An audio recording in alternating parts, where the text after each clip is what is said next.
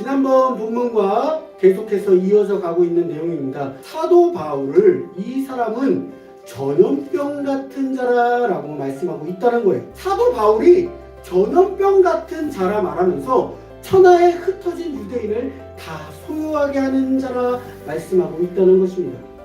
소유하게 하는 자라. 자신들이 여태껏 가르쳤던 유대인들의 사상, 유대인들이 가르치고 있던 메시아가 곧 올 것이다. 우리는 아직 메시아가 오지 않았다라는 사상을 가지고 유대인들을 가르쳤는데 사도 바울이 나타나자 예수가 그리스도시고 예수를 믿는 자만이 구원의 확신을 얻을 수 있다라고 말씀을 하자 이 사람들은 자신들의 생각과 다르다 하면서 그들이 바로 전염병이고 나사렛 이단의 뭐라고요? 우두머리다라고 고발을 하는 장면을 볼 수 있다는 것입니다.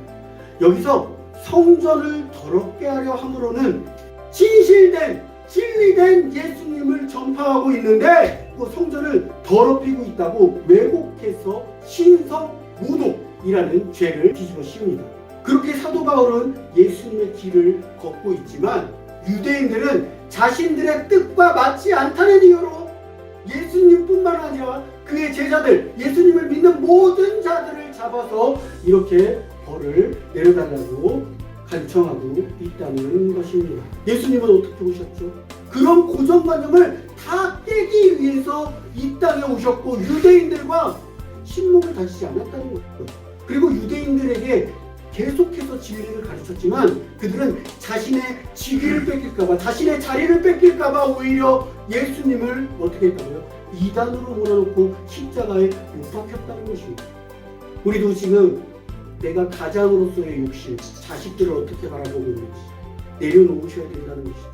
내가 키우고 싶은 욕심으로 아이들을 키우는 것이 아니라 예수님의 생각과 예수님의 시선과 예수님의 마음을 가지고 아이들을 키워야 된다는 것입니다. 교회도 마찬가지입니다. 목사의 욕심으로 교회의 성도들을 이끌고 나가는 것이 아니라 예수님의 마음을 가지고 예수님의 시선을 가지고 예수님의 행동으로 내가 먼저 고정관념에서 벗어나 예수님의 생각을 가지고 성도들을 이끌어 나가야 된다는 것입니다. 하지만 유대인들은 거절했습니다. 지금도 그들은 그래서 예수님을 믿지 않고 예수님은 신약성경에 나오는 그냥 인물 중에 하나로 보고 있다는 것입니다. 하지만 우리는 진리를 알고 예수님을 알고 예수님을 믿고 나아간다는 것입니다.